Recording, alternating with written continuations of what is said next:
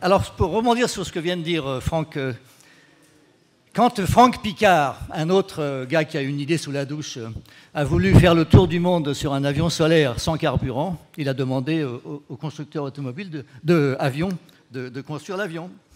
Et ils ont tous refusé en disant c'est pas possible. Et ceux qui ont construit l'avion solaire, ce sont les fabricants de bateaux, les fabricants de tes super machines. C'est ça qui est assez drôle, quoi. Comme quoi ça passe de la mer à l'air. Je vais commencer par un exemple pour parler de la gouvernance environnementale, puisque c'est le sujet qu'on me demande de traiter.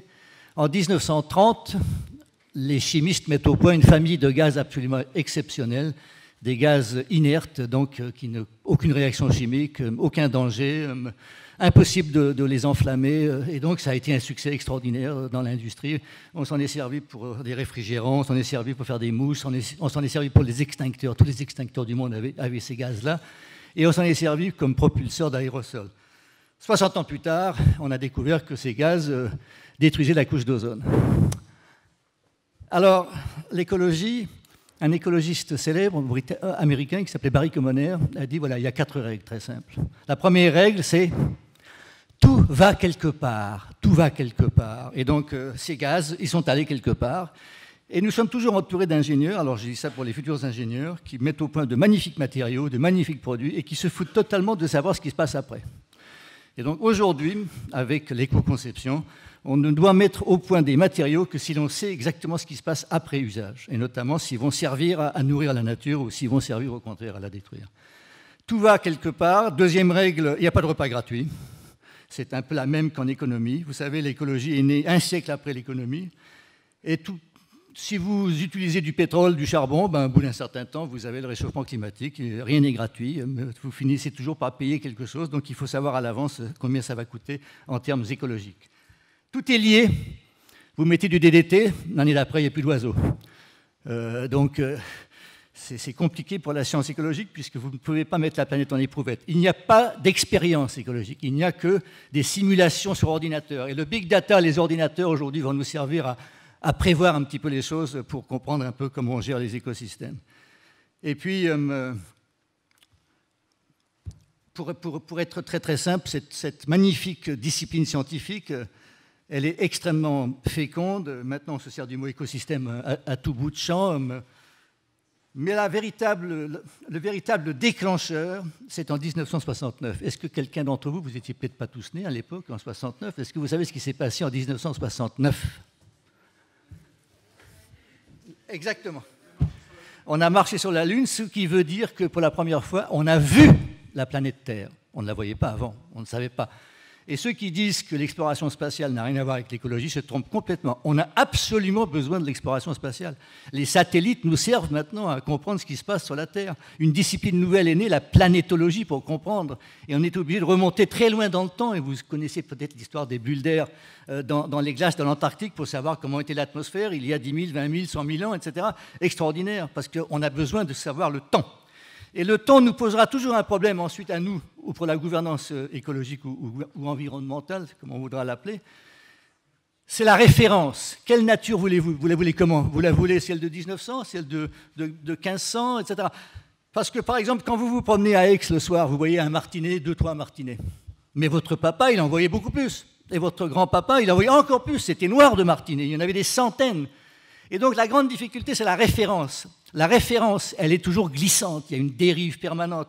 Et chaque génération humaine se dit « Oh, ce que je voudrais, c'est retrouver la nature quand j'étais petit. » Ah, là, c'était formidable. Eh bien, il y avait des écrevisses dans les ruisseaux, etc. Mais c'était encore mieux avant, il y en avait encore plus. Et donc, là aussi, il faut choisir. La référence est très, très difficile. Et chaque fois que vous allez discuter dans les négociations internationales sur le climat, sur les émissions, la question de la référence, quelle date, à quel moment, comment est-ce que vous calculez, est une question qui, évidemment, est extrêmement importante. Donc, en 69, on voit la planète. Et pourquoi est-ce que c'est important? Parce que la vérité de l'écologie, c'est la planète. Ce n'est pas uniquement la question locale. Les questions locales, ça existait beaucoup avant, ça s'appelait l'hygiène. Il y a des tas de règlements d'hygiène un petit peu partout. Et les protecteurs de la nature, il y en a toujours eu, hein, Rousseau et d'autres. Mais la planète, c'est la première fois. C'est la première fois que les êtres humains sont bientôt 9 milliards, bientôt en 2050 sans doute. C'est la première fois qu'ils ont une telle puissance technique, qu'ils peuvent manipuler autant d'énergie. Et donc, les conséquences des activités humaines sur la planète deviennent extrêmement importantes. On les mesure maintenant, sauf pour quelques sceptiques. Et ça s'appelle, il y a un nouveau nom, hein, Anthropocène. Anthropocène. Nous sommes plus dans l'Holocène, nous sommes dans l'Anthropocène, c'est-à-dire que ce sont les humains qui tiennent en main le destin de la surface de la planète. Voilà où nous en sommes.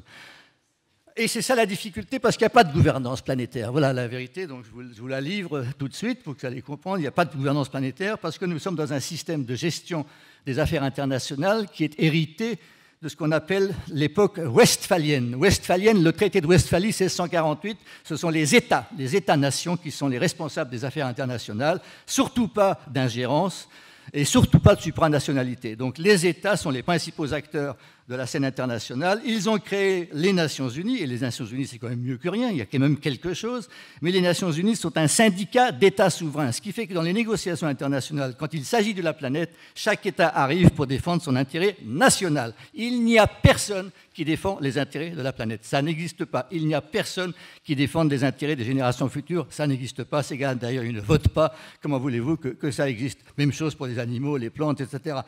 J'ai eu le plaisir de me présenter à l'élection présidentielle et Coluche m'avait dit « Si les arbres votent, t'es président ». Ben, les arbres n'ont pas voté. Bon, voilà, donc c'est une catastrophe, c'est comme ça. Une gouvernance là qui a manqué. Alors quand même, il s'est passé des choses, c'est-à-dire qu'en 69, 3 ans plus tard, en 1972, à la suite d'un certain nombre de rapports, d'origine pour la plupart américaine, les Nations Unies ont lancé la première grande conférence internationale sur écologie et développement, car maintenant, aux Nations Unies, on ne peut pas parler d'écologie et de défense de l'environnement si on ne parle pas non plus de lutte contre la pauvreté, parce qu'il y a une majorité politique au sein des Nations Unies qui est détenue par les pays en développement, dont le principal souhait, évidemment, est de se développer. Donc on lie toujours les deux. La première grande conférence a lieu à Stockholm en 1972, et elle est suivie 20 ans plus tard, donc on a une espèce d'expérience de pas de 20 années avec des conférences internationales pour savoir où on en est de la planète et de la lutte contre la pauvreté. Après la première grande conférence, tous les États du monde, et donc ça c'est très intéressant, entre donc 72 et 92, ont créé des ministères de l'environnement. Les premiers qui ont commencé, ce sont les États-Unis, ils ont créé quelque chose qui s'appelait EPA, et les Français ont suivi tout de suite après. Donc les Français sont parmi les premiers à avoir créé des ministères de l'environnement, avec beaucoup d'hésitation. C'est quoi l'environnement? Ça comprend quoi? Et donc on voit bien le périmètre du ministère de l'environnement n'a pas arrêté de changer à chaque gouvernement. On l'a mis avec la culture, on l'a mis auprès du Premier ministre, on l'a mis avec l'équipement, enfin, etc., etc. Aujourd'hui, c'est environnement et énergie. Et donc Nicolas Hulot pilote aussi l'énergie en France. Donc c'est quand même un progrès par rapport au petit périmètre du départ. Et en 87, alors c'est là que c'est assez intéressant. En 87, on invente l'expression de développement durable. C'est précisément l'idée qu'on essaye de mettre ensemble la protection de l'environnement et le développement, ou la lutte contre la pauvreté. En anglais, c'est sustainable. Alors, c'est mal traduit par durable. En fait, sustainable, ça vient du français, ça vient de tenable. Donc, est-ce que c'est tenable ou est-ce que c'est intenable? Donc, voilà, si vous voulez. Ça a été écrit par Mme Brundtland, qui était première ministre de la Norvège. En fait, ça a été écrit par l'OCDE. Et l'OCDE s'est tout de suite révélé, donc pour ceux qui sont intéressés ou veulent lire les rapports, comme le meilleur think tank mondial sur les questions d'environnement et de développement, sur le lien entre l'économie et l'écologie. Et aujourd'hui, j'ai le plaisir de vous dire, vous qui êtes étudiants, que la question du lien entre l'économie et l'écologie est la plus passionnante des disciplines. Vous ne pouvez plus maintenant faire de l'économie si vous ne comprenez pas que l'économie est enchâssée dans les écosystèmes, que la nature n'est pas un magasin où l'on peut se servir, comme disait Jean-Baptiste C. Ça bouge tout le temps, et la nature est un facteur de production, peut-on dire, et dont il faut tenir compte. On parle maintenant du capital naturel, il faut rémunérer le capital naturel, il faut refaire des haies quand il n'y en a pas, etc., etc. Il faut arrêter de détruire les renards. On tue à peu près 500 000 renards en France. Du coup, on a des millions de campagnols qui foutent le bordel partout, etc. Donc, on a besoin, si vous voulez, d'avoir ce genre d'organisation, en quelque sorte. Et l'écologie économique ou l'économie écologique est une discipline en plein essor, absolument passionnante. 92, c'est le sommet de la planète Terre. Tous les chefs d'État sont là, et le commandant Cousteau était là aussi, en vedette américaine. Et 3 grandes conventions sont signées. Sur le climat, sur la biodiversité et sur la lutte contre la désertification. En réalité, il y en a beaucoup d'autres qui sont moins connus. Et ce qui est très intéressant comme forme de gouvernance, c'est que sort de cela ce qu'on appelle les agendas 21. Ah, voilà ce qu'il faudrait faire au 21e siècle. Agenda 21. À faire pendant le 21e siècle. Rien d'obligatoire, bien entendu, parce que aux Nations Unies, c'est très difficile d'avoir des choses obligatoires. Mais toutes les collectivités locales, notamment en France, beaucoup de pays, beaucoup de villes ont créé leur propre agenda 21 et certains existent encore. Par exemple, en Aquitaine, à Bordeaux, vous avez toujours un agenda 21 qui fonctionne. Comment est-ce qu'on peut faire? Et ce qui est intéressant là-dedans, c'est que ce n'est pas simplement ce qu'il faut faire, c'est la façon d'y parvenir, la méthode. C'est là qu'on a inventé quelque chose qui s'appelle maintenant les parties prenantes. Oh, quel mot un peu laid, un peu lourd, les parties prenantes. Stakeholders. Comment est-ce qu'on peut organiser quelque chose avec tous ceux qui ont intérêt, qui sont passionnés ou qui ont un intérêt dans l'histoire? Comment est-ce qu'on peut les faire participer pour avoir quelque chose qui crée une espèce de gouvernance parallèle par rapport aux élus et aux institutions. Donc ces agendas 21 ont une postérité importante. Et puis la dernière en date de ces grandes conférences internationales, 20 ans plus tard, c'est 2012, donc Rio plus 20, et de là sortent quelque chose aussi de très intéressant, qui sont les objectifs de développement durable. Il y a 17 objectifs de développement durable pour 2030, voilà, on vise 2030, et l'intérêt de ces objectifs, c'est que pour la première fois aux Nations Unies, au lieu de discuter tous les États ensemble, c'est quasi impossible, il y a 195 États. Regardez la Convention climat, l'accord de Paris, il a fallu 21 ans, et même plus, ça a commencé avant. Là, au contraire, on ne se met pas forcément d'accord, on a des objectifs, on se met d'accord sur les objectifs, mais ensuite, allez, qui même me suivent, on y va, on se lance, on a des cibles. Et là, ça passionne beaucoup de gens, les objectifs. Ça avait commencé avec Kofi Annan pour la lutte contre la pauvreté. On avait commencé en l'an 2000 pour 2000. C'était les objectifs du millénaire pour le développement. Et tous les pays se sont dit, allez, je vais aussi les prendre pour moi-même, je vais y arriver. Ça concentre les financements, ça mobilise les équipes. Et donc, ces objectifs du millénaire pour le développement ont donné suite maintenant aux objectifs, aux 17 objectifs de développement durable. Pour la première fois aux Nations Unies, la lutte contre la pauvreté est à égalité avec la lutte pour la préservation de la planète. C'est en cours maintenant, je ne sais pas si vous avez déjà vu tout ça. Alors, le problème, c'est quoi avec la gouvernance ? C'est que la totalité, hein, tout est lié, donc la biosphère, l'écosystème mondial est divisé en tranches de saucisson. Parce que nos institutions sont incapables d'aborder la totalité, c'est impossible. On n'a que des spécialistes partout, des gens qui ont la tête comme un corridor, excellents là, incapables de se faire un café à côté, etc. Et donc, il faut absolument qu'on ait des gens qui sont assez bons partout, quoi, et qui sont capables de comprendre les choses. Nous, la communauté internationale découpe le monde en tranches de saucisson. Donc, on a un accord climat, un accord biodiversité, un accord tout ce que vous voulez, un accord sur les produits chimiques, enfin, tout à fait insuffisant. Et par exemple, sur la couche d'ozone, j'en ai parlé tout à l'heure, ça a été un bon exemple de gouvernance, puisque très rapidement, on a compris le problème et on a décidé d'y remédier en interdisant ces gaz et en les remplaçant par des substituts. C'était possible, parce qu'à l'époque, il n'y avait que 5 ou 6 compagnies chimiques internationales qui fabriquaient ces gaz, et ils ont gagné encore plus d'argent en fabriquant des substituts. Mais on a remplacé les gaz qui détruisent la couche d'ozone par des gaz qui contribuent bigrement au réchauffement climatique. Ah, mais excusez-moi, mais le réchauffement climatique, ce n'est pas la même convention, c'est l'autre. Donc adressez-vous à la porte numéro 2, au fond du couloir. C'est ce qui s'est passé. Hein. Et donc là, il a fallu, je ne sais pas combien de temps, maintenant, presque une vingtaine d'années, pour négocier, pour dire, bah, écoutez, il faudrait qu'on supprime aussi ce substitut qui est mauvais pour le climat. Convention climat. Vous savez que la déforestation est le problème numéro 2 après la production d'électricité par le charbon. Donc, on va planter des arbres. Allez, quel est l'arbre qui pousse le plus vite? Formidable, eucalyptus. Allez, on plante des eucalyptus partout. Bien entendu, les eucalyptus partout, vous allez avoir des incendies comme au Portugal. C'est un arbre qui résiste aux incendies, mais qui aussi les provoque dans une certaine mesure. Mais la biodiversité, si on met que des eucalyptus partout, il n'y a rien qui pousse en dessous. Ah, mais la biodiversité, cher ami, ce n'est pas la même convention. C'est la 4e porte au bout du couloir là-bas. Adressez-vous là-bas.